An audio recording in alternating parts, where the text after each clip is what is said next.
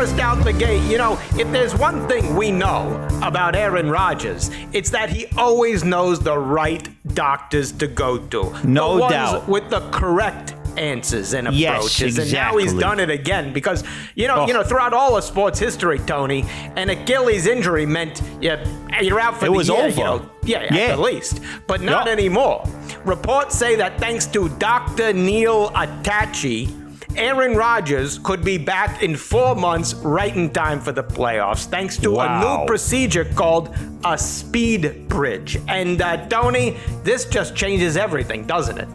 Absolutely. It's a true miracle of science. Yeah, you look around sports right now. Colorado wide receiver Travis Hunter, he's out with a lacerated liver, No problem. Speed bridge. He'll be back in a week. Exactly. Browns running back Nick Chubb, you saw that devastating injury. Speed bridge. He'll be at practice tomorrow. Make sure you leave him in your fantasy lineups. Yeah, and Shohei Ohtani, they say he may not pitch for another 2 years or so. Nope. Speed bridge. He'll be on the mound tonight. Just incredible when you see the changes. And, Tony, another angle here. This is what they call spinning it forward to all you people trying to come up in the business. Now that Aaron Rodgers has proved that you can recover from an Achilles in a few months, the question must be asked. Will players start deliberately injuring their Achilles so they can be rested for the playoffs? You got to ask it, Tony. Yeah, it would be the smart move. If I was Patrick Mahomes, I would seriously consider tearing my Achilles to get some much-needed rest and be ready to go for the playoffs. Smart. By my projections, the teams in the AFC West are so shitty that the Chiefs simply need to go 7-10 to win the division, which can easily be achieved with the backup quarterback, Shane Buechele.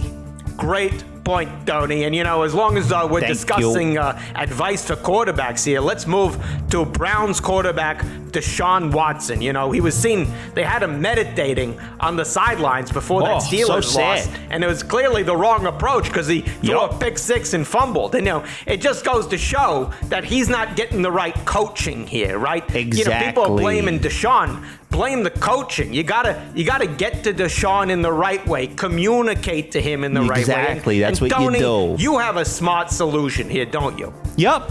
Deshaun Watson needs a coach who knows how to communicate with him. And that's not Kevin Stefanski. It's clearly now fired Michigan State college football head coach and phone sex expert Mel Tucker. Mel would know the right way to speak to Deshaun. Go deep with those balls. Deshaun, carefully massage those balls into that opening. When you see that wide open hole, you got to penetrate that gaping hole and cradle those balls carefully so you aren't dangling your balls out there and exposing yourself to everybody. Hold on to those balls so we can all have a happy ending. Good sound coaching like that. Terrific analysis, Tony, and we'll now do a very delicate matter.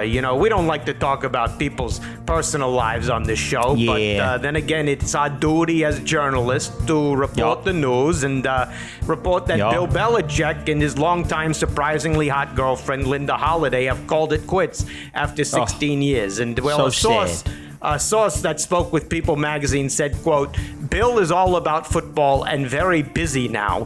He doesn't want a lot of public attention on this.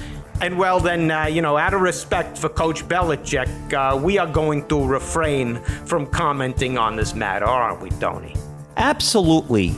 It would be wrong at this time to comment on Bill Belichick's breakup.